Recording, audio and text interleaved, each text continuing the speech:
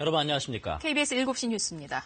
오늘 오후 일본 초계기가 우리 함정을 상대로 또 근접 위협 비행을 했습니다. 국방부는 명백한 도발 행위라고 규정하고 일본을 강하게 규탄했는데요.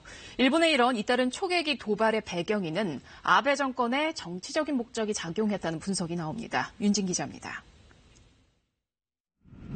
오늘 오후 2시 3분쯤 일본 해상자위대 초계기가 이어도 인근 공해상에서 우리 해군 함정을 향해 또다시 근접 위협 비행을 했습니다.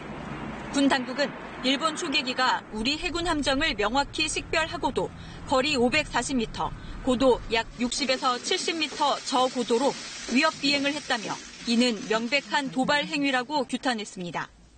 우방국 함정에 대한 명백한 도발 행위이므로 일본의 저희를 의심하지 않을 수 없으며 이를 강력하게 규탄한다.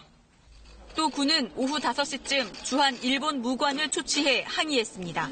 지난해 12월 20일 초계기 사건 이후 우리 군은 일본에 대해 적어도 근접 위협 비행을 항의하며 재발 방지를 촉구했습니다.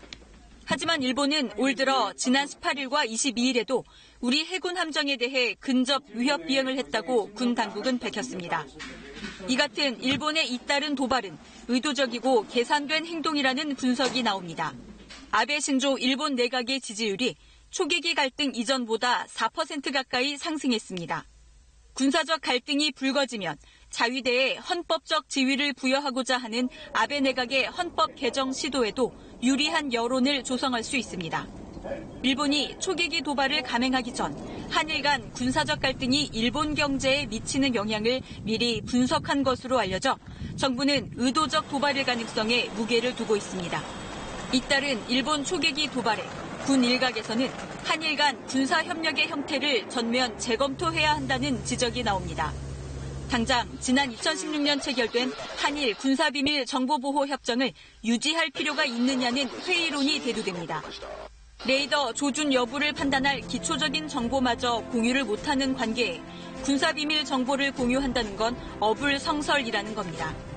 군사 분야 전문가들은 일본의 의도를 명확히 파악한 뒤 절제되고도 전략적인 대응을 하되 미래 우리 해역에서 예상되는 일본의 도발을 억제하기 위한 체계적인 준비도 필요한 상황이라고 지적하고 있습니다.